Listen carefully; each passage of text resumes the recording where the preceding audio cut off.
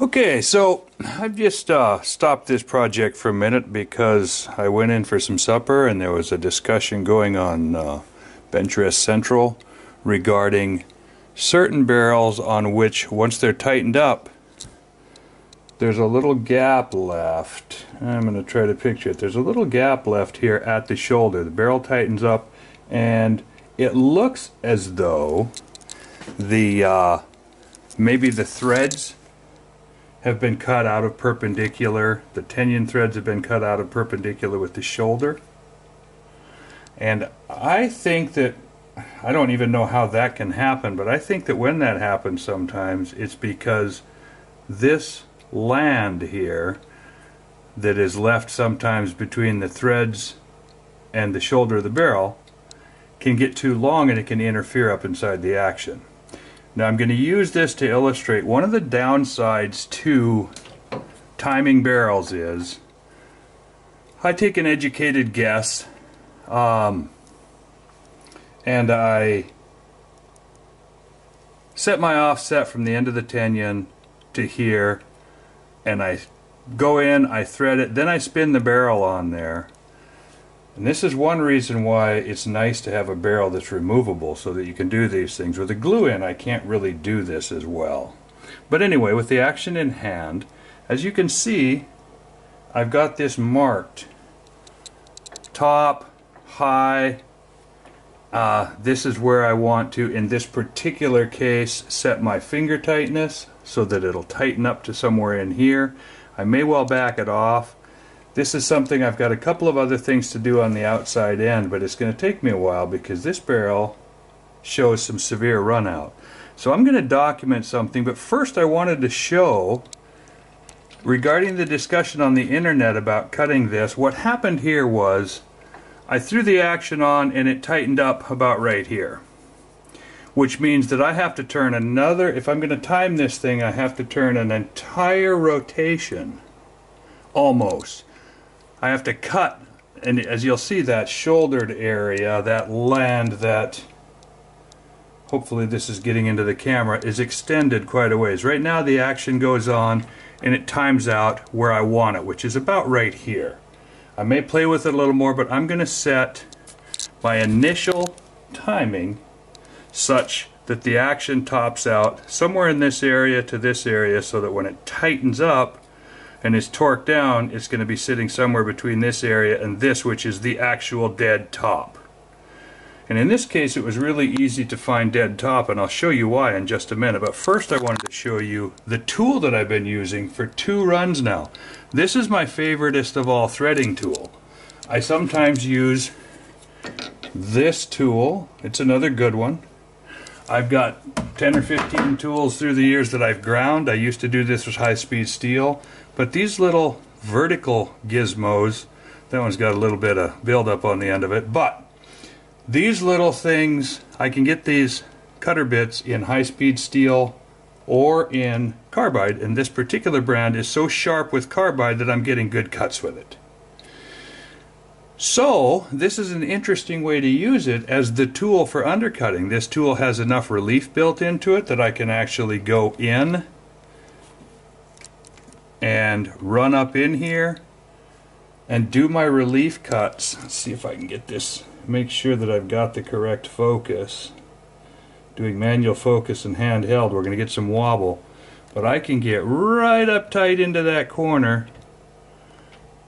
I just put this tool in the lathe to look at it. It looks like I didn't quite give it enough clearance, and sharp-eyed viewers will notice that I drug it out of here once and respun it, and when I drug it out, I drug a line across the top. But these are all things that anybody who's done this before knows just happened. So to fix that, I would loosen this up. This is just I was done. I'm done and timed.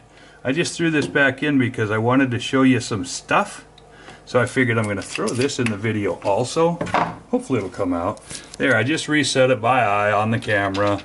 And this particular tool gives me enough clearance that I can do this. I can use this threading tool to do what I need to do. And now we have clearance, whether it shows on the camera or not.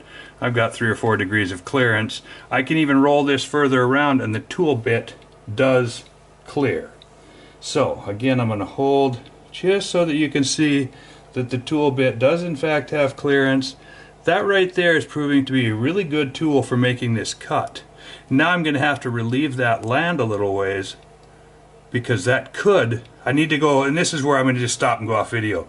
I have to measure the inside of the action. This is going on a Bat Nouveau, which has a decent relief cut, and I'll show you what I'm talking about. See that relief cut inside the action? This thing can go way up onto a land, and in this case I'm going to fit the land. I'm going to fit that wide area so that it's a slip fit inside of that right there. So that's enough about that. Now I'm going to show you how this barrel indexed out. This is one that just I videotaped this setup, and I normally do these between centers. In this case I did not. I normally do them between centers because I've been interested through the years. Put this back on autofocus, it's going to make some noise. I've been interested through the years in just how crooked barrels can be.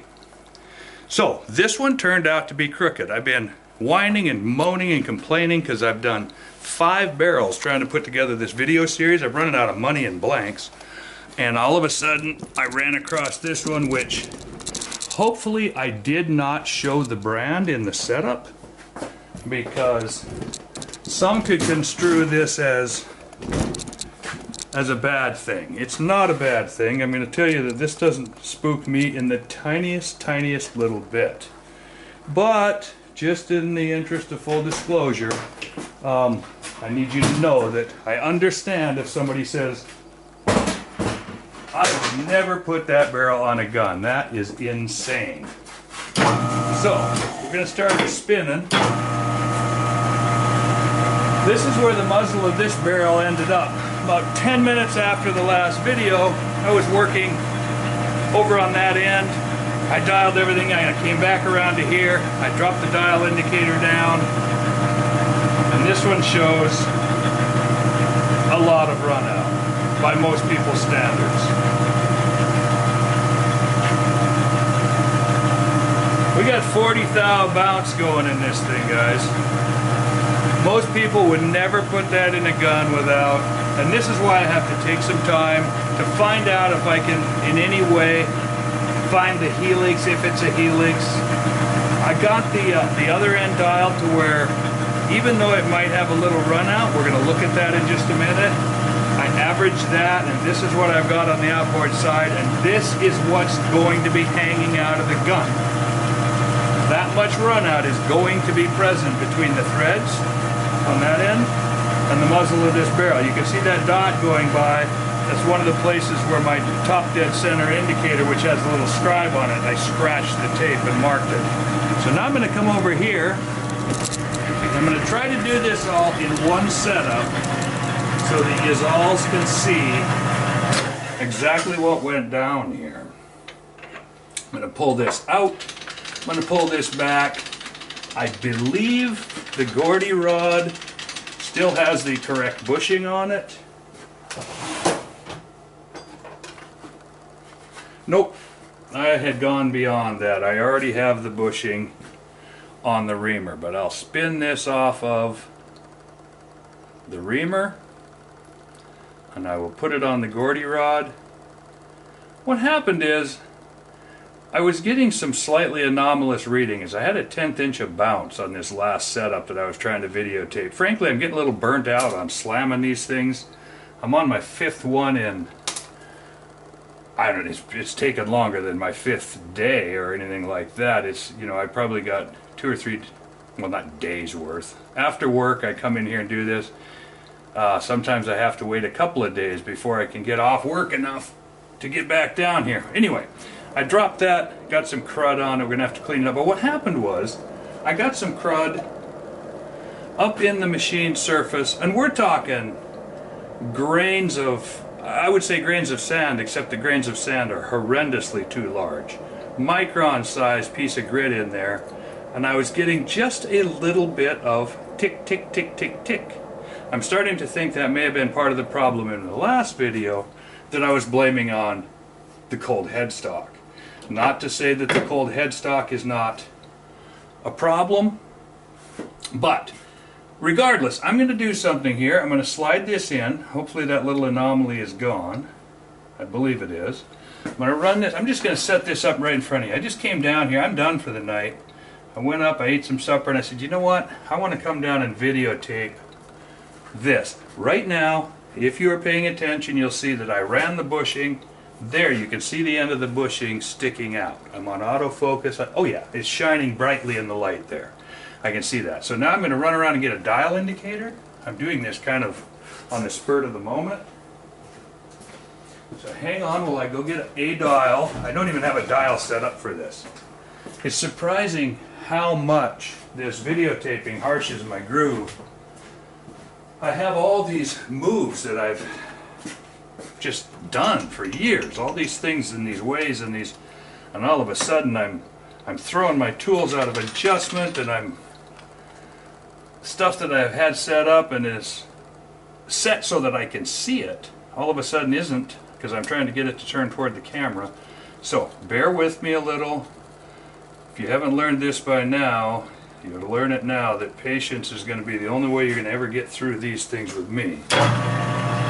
Okay, no reading there yet. But I can see that it's on the camera. I'm going to see, as I turn this, understand, as I turn this toward the camera, I lose resolution because I get an angularity here.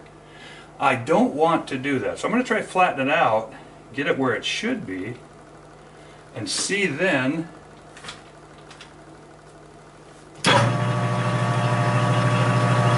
Okay, now you don't see the dial moving, but it is touched down. It is moving. That's just where this is dialed. So now, I'm going to bring this into the texta mark that was referred to in the other video.